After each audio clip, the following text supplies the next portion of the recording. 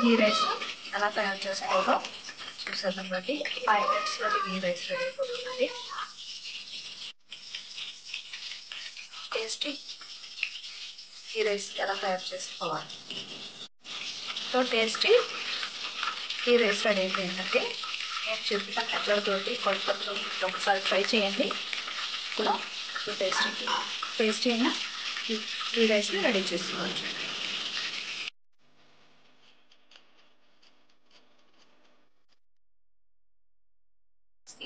Rice ready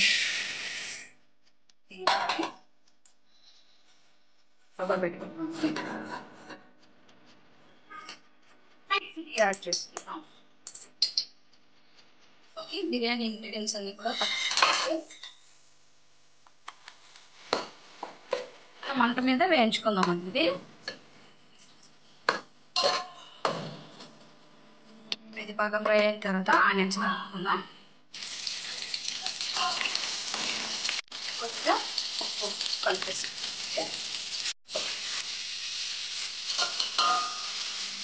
ఇలా పక్కకు తీసేసుకొని ఇందులోనే జీడిపప్పు పలుకులను కూడా వేసుకొని వేయించుకుందాం. బాగా ఫ్రై చేసుకోవాలి. కూడా బాగా మిక్స్ చేసుకొని బాగా ఫ్రై చేసుకున్నామండి.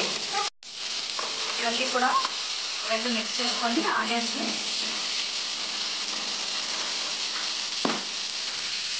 కాస్త బాగా మిక్స్ చేసుకోవాలండి.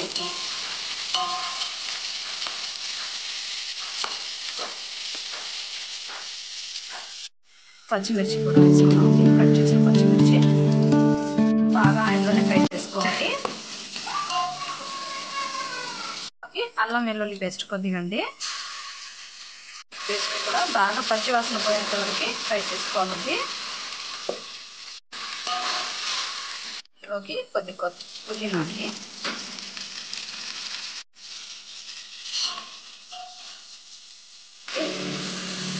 ఒక గ్లాస్ రైస్కి 2 గ్లాసుల వాటర్ అండి.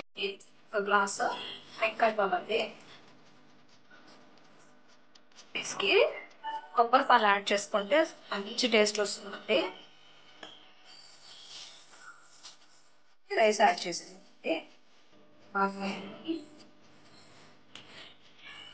ఒకసారి టేస్ట్ చెక్ చేసుకొని సాల్ట్ సరిపోకపోతే ఇప్పుడు యాడ్ చేసేసుకోండి. కరెక్ట్గా మెజర్మెంట్ వస్తుంది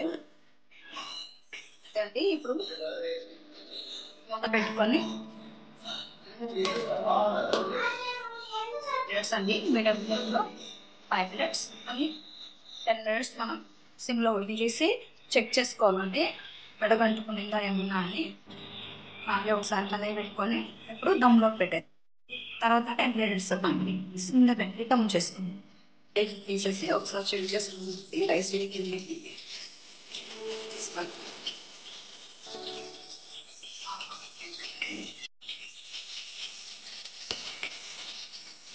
అంతేనండి, ఘీ రైస్ రెడీ అయ్యింది.